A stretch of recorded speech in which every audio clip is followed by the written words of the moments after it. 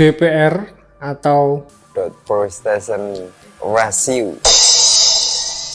sepertinya ini adalah akhir kisah dari sebuah tirani, dan gak ada yang menyangka bisa sampai sebesar dan separah ini. Nah, kita lihat videonya.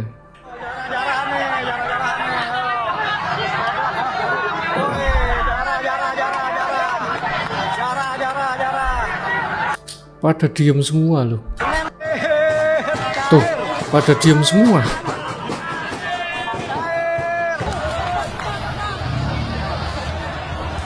Kantor Asosiasi Kuitang dibakar sempat dijarah terlebih dahulu.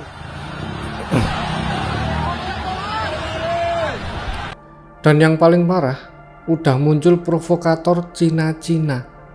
Apa-apaan kok Cina yang kena? Asal kalian tahu ya, gak semua Cina itu kaya, banyak banget yang miskin gitu loh. Lagian Cina yang ada di zaman sekarang itu lahir di sini sebagai warga negara Indonesia. Nah, semua ini bermula dari mana sih bisa sampai terjadi kerusuhan separah ini? Sebenarnya ini akumulasi dari puluhan tahun yang mana DPR itu membuat kebijakan-kebijakan yang menguntungkan kaum mereka sendiri dan menekan rakyat. Kerjanya juga nggak bener, tapi nggak ada yang berani karena selama puluhan tahun ini DPR itu berkuasa seperti Tuhan. Saudara, saya ingin mengusulkan begini, sulit memberantas korupsi itu. Tolong melalui Pak Bambang Pacul, Pak, tolong Pak, undang-undang perampasan aset tolong didukung Pak. Biar kami bisa ngambil begini-begini nih Pak. Tal didukung Pak. Karena orang korupsi itu Pak, nurunkan uang dari bank 500 miliar dibawa ke Singapura, ditukar dengan uang dolar, lalu dia bilang ini menang judi karena di Singapura judi sah, lalu dibawa ke Indonesia sah. Padahal itu uang negara Pak. Republik di sini ini gampang Pak Senaya ini. Lobbynya jangan di sini Pak. Ini Korea ini semua menurut bosnya masing-masing. Di sini boleh ngomong kalah Pak. Bambang Pacul ditelepon, Ibu Pacul berhenti, siap. Loh, saya terang-terangan ini gitu loh. Mungkin perampasan aset bisa, tapi harus bicara dengan para ketum partai dulu. Kalau di sini nggak bisa. Teori saya, jadi permintaan jenengan langsung saya jawab, Bambang Pacul siap kalau diperintah. Nah, tapi dari kejadian deket-deket ini rakyat tersulut api. Karena dari yang saya tahu, itu semua awalnya dari omongan Adis Kadir yang bikin orang-orang itu pada kaget. Kok bisa tunjangan sebesar itu, tapi masih kurang. Ditambah lagi orangnya nggak bisa ngitung, tapi bisa duduk di DPR. Kita lihat videonya. 4x6 begitu, dengan kamar mandinya itu kan kurang lebih di dekat-dekat Senayan ini 3 juta per bulan. 3 juta itu udah paling murah. Kalau dikalikan 1 bulan dianggap 26 hari mereka bekerja, berarti kurang lebih 78 juta.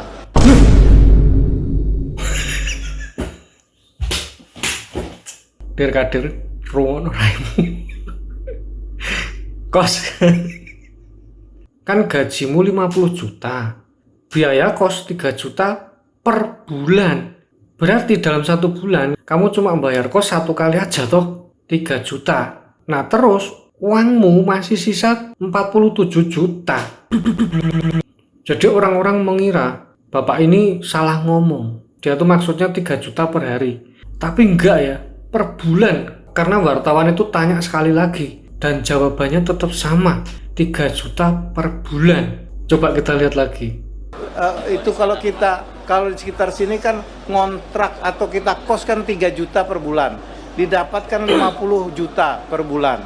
Kalau kita 3 juta kita kalikan 26 hari kerja, berarti 78 juta per bulan. Padahal yang didapat cuma sekitar 50 juta per bulan.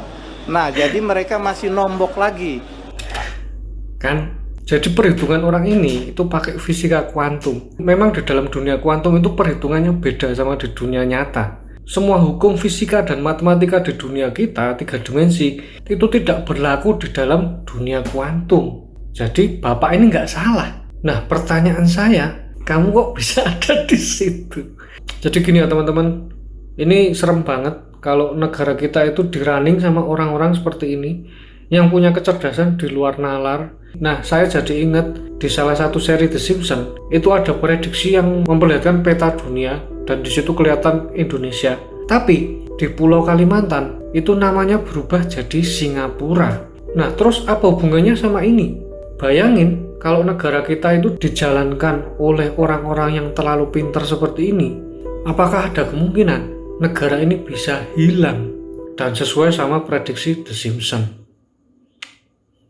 Nah, terus yang kedua itu kesombongan Deddy Sitorus. Kita lihat videonya. Ya, Anda mencampur aduk masalah. Ya, jadi mau ketika DPR dibandingkan rakyat jelata yang katakan tukang beca atau buruh, di situ Anda mengalami sesat logika. Enggak, kita bandingkan dengan rakyat yang gaji UMR. Gaji UMR. Ya, kan aneh kamu membandingkan dengan gaji UMR, Mbak. Ya, kalau mau bicara gaji, saya sebelum masuk DPR, gaji saya tahun 2000-an sudah 80 juta. Saya masuk DPR itu cuma 51 juta. Terus kenapa masuk DPR, Pak? Dan Anda tadi menyesatkan dengan mengatakan tunjangan perumahan itu penghasilan. Jadi buat Deddy Sitorus, kamu itu egonya nggak terdidik. Jadi kondisi yang akan didik egomu, tapi dengan keras, simple. Terus yang ketiga itu omongan Ahmad Sahroni yang ngatain rakyat tolol sedunia. Kita lihat videonya. Mental manusia yang begitu adalah mental orang tertolol sedunia. Catat nih, orang yang cuman mental bilang bubarin DPR, itulah orang tolol sedunia. Dan info terbaru ternyata rumah Ahmad Sahroni itu dijarah. Mobil Lexusnya dirusak, terus ada yang dapat kostum Iron Man. Dan yang paling parah ada yang dapat jam tangan Richard Mille. Kita lihat videonya. Mulai masuk ke dalam, para manjat. Berbahaya, mulai masuk ke dalam, manjat.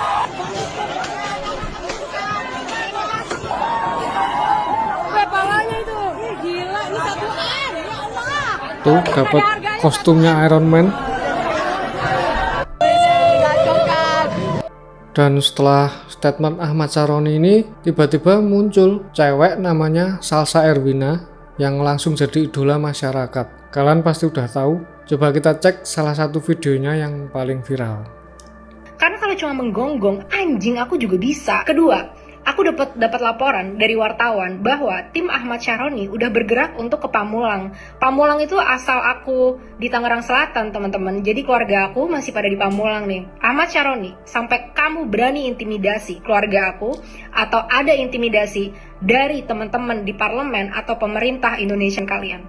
Ingat ya, aku bukan orang bodoh dan aku bukan orang miskin. Sampai kalian berani-berani mengganggu keluarga aku di Indonesia, akan aku kalian. Hati-hati kalian ya, aku adalah lulusan hubungan internasional dan aku adalah business development yang sangat handal di dunia. Jadi untuk sekedar ngedapetin support dari dunia internasional, nggak susah buat aku. Nah, setelah keluar video Salsa ini, rakyat makin semangat demo gitu. Karena semakin kelihatan boroknya para pejabat-pejabat di Indonesia ini. Dan kejadian terakhir yang jadi gong itu adalah mobil Brimob yang nabrak Afan Kurniawan. Sebelumnya turut berbelasungkawa buat Afan dan keluarga yang ditinggalkan. Setelah kejadian ini, kantor polisi dan gedung DPRD di kota-kota besar dirusak dan dibakar. Kayaknya paling parah Makassar. Terus muncul video interogasi dari supir mobil Brimob yang nabrak dan melindas Afan. Kita lihat videonya. Tadi ada mobil yang melindas itu. Gimana? Ya, saya tidak mengerti posisi orang karena saya tidak memperhatikan orang kanan kiri, Pak. Saya nggak memperhatikan itu supir atau siapa. Karena jalanan batu semua sih, Pak. Iya. Di saat itu jalanan itu sudah banyak batu, Pak. Jadi saya nggak ngerti apakah itu perpecahan apa itu yang terkena itu, Pak. Jadi saya hantam aja. Karena kalau baca promosi itu selesai, Pak, udah masa penuh ya. Itu tinggi nggak kamu ya? Bisa tinggi. Jadi kan orang berdiri dari samping kelihatan nggak dari depan kaca saya itu kan gelap merah, Pak. Mobil saya itu pakai gelap. Nah di saat itu itu asap dalamnya penuh. Asap itu penuh, jadi saya bakalan tembak, saya fokus ke depan udah. Kita nggak tahu itu sopirnya beneran atau enggak, karena ya memang nggak ada yang tahu, nggak kelihatan kan. Jadi kalian nilai sendiri. Oke guys, update terbaru 31 Agustus 2025. Jadi ternyata tadi pagi itu masih rusuh ya.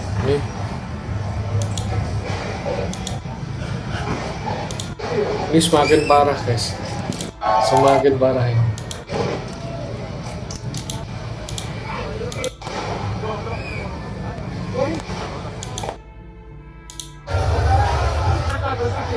Gila.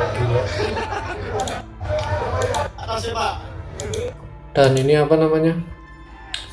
Sudah masuk berita luar negeri. Ini di Cina.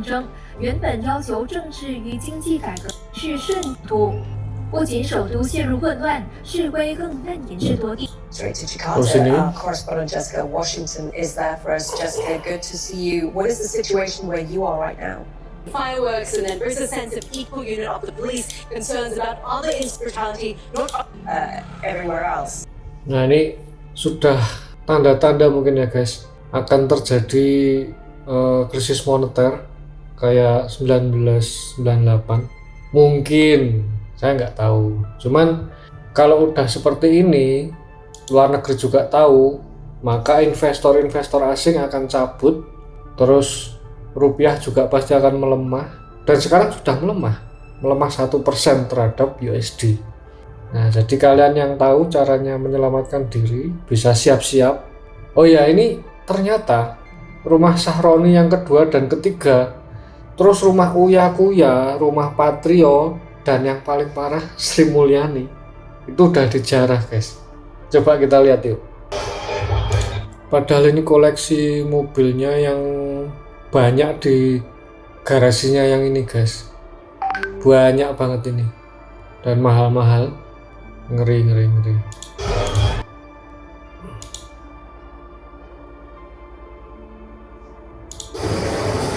Ini mobil Tesla ini.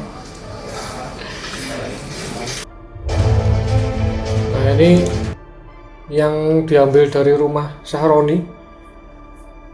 Sepatu Nike, kaki Iron Man,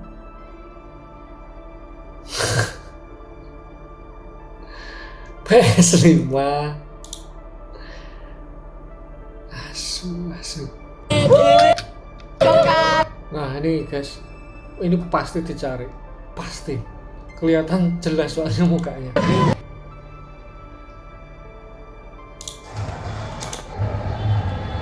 Gimana nih?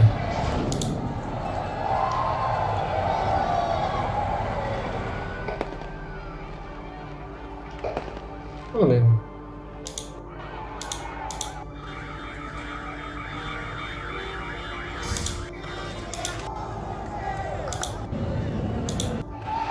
Nah ini guys yang parah nih.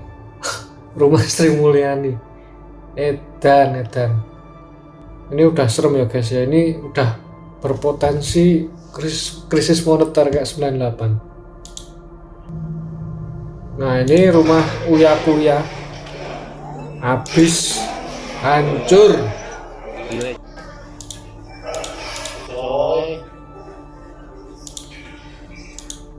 Oh, udah hampir jebol ini masalahnya.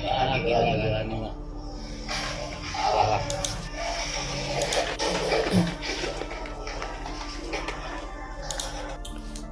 Saya nggak ngerti ya mau bilang apa ya, dan saya di sini nggak membela siapapun ya. Tapi kalau dari dulu demo baik-baik juga nggak didengerin ya bingung juga. Oke lanjut. Lalu kesimpulan dari semua kegaduhan ini apa? Di sini kita lihat aja video dari Salsa Erwina tentang permintaan dan aspirasi dari rakyat. Akan kita perjelas, Apa tuntutan kita? Kita mau kalian bertanggung jawab dan bertingkah sesuai dengan apa yang kalian janjikan. Kali ini, kalian tidak bisa lari dan tidak bisa berkilah lagi.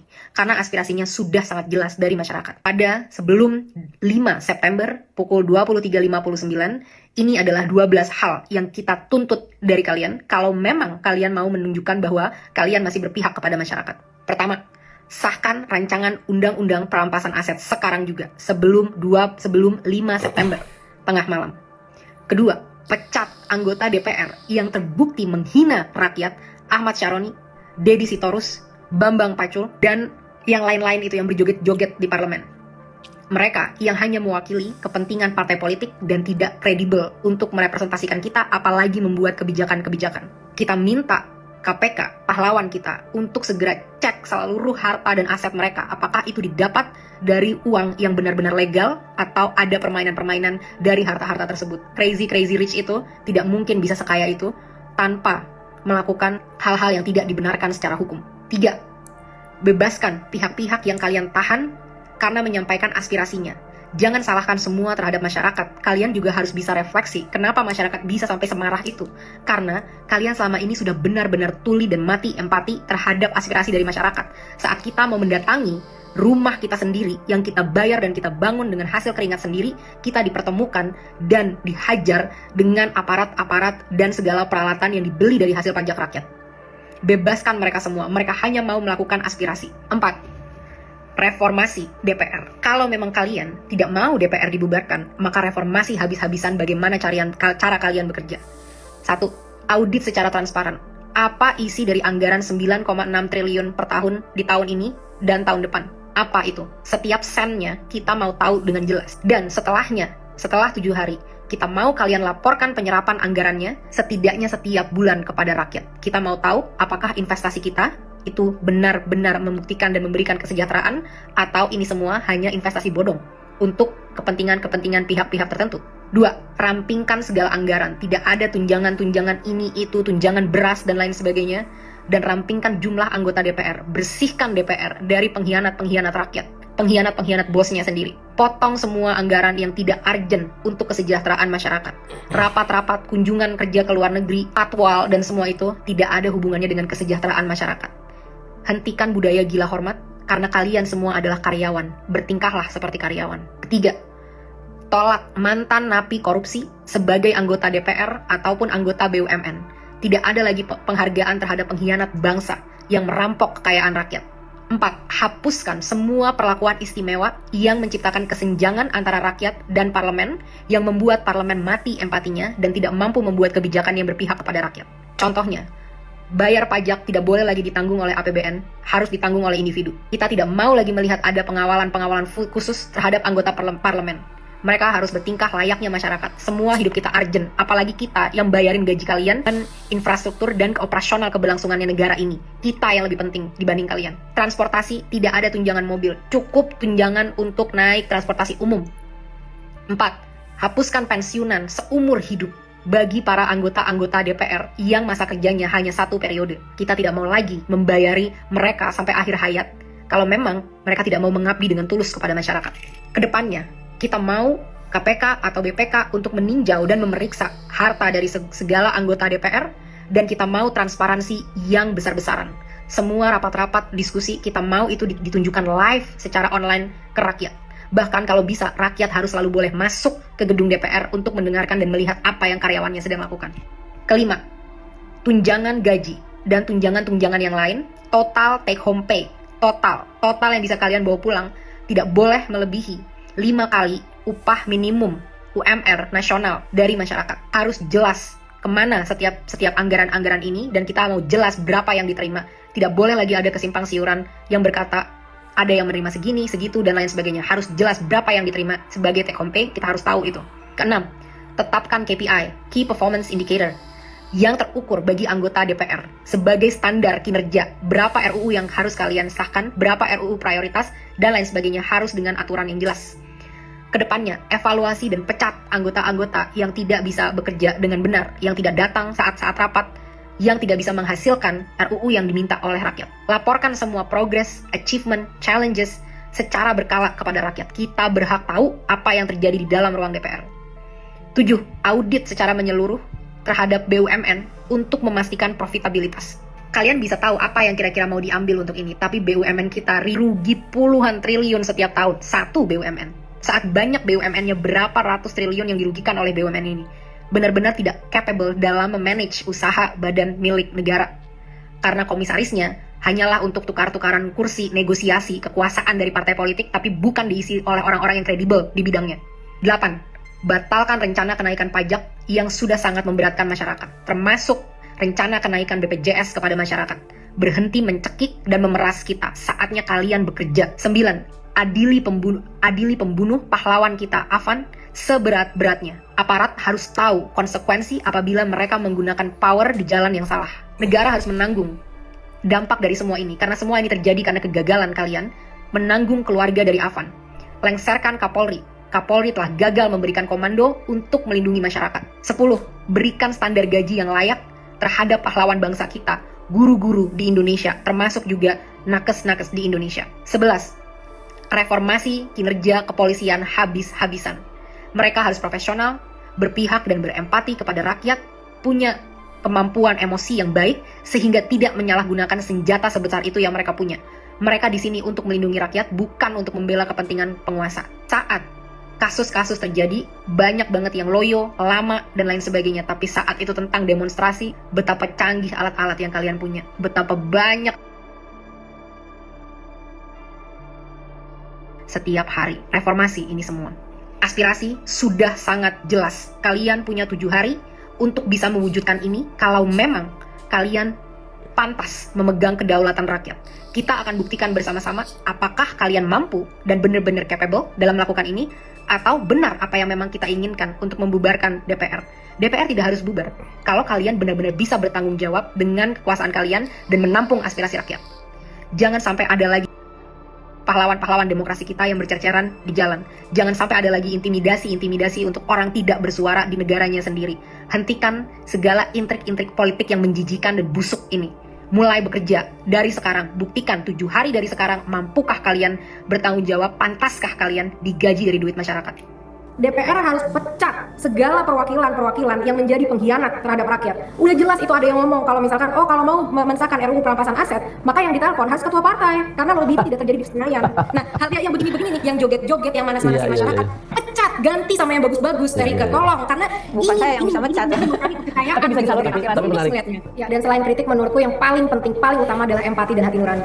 Karena itu yang paling penting, yang harus bisa merasakan penderitaan masyarakat gitu. Dan aku nggak akan nambah banyak, mungkin Terika silakan nanti dikirim ya tentang perpres data ini dan perpres ojol. Menurutku ini saat yang tepat, Kak. Aku juga sedang menuliskan dengan beberapa teman tuntutan yang mau kita tuntut dengan adanya demonstrasi ini, dan aku memasukkan ini salah satu jadi tuntutan kita ya, termasuk dengan pengesahan RUU perampasan aset, Kak. Itu adalah salah satu yang benar-benar mau kita perjuangkan 7 hari ke depan kalau bisa harus disahkan RUU perampasan aset. Kayaknya udah jelas. Ini DPR nggak ada pilihan lain sih buat menjalankan semua aspirasi ini, terutama RUU perampasan aset. Karena masalah utama negara ini cuma satu, korupsi. Kalau itu beres, semua ikut beres.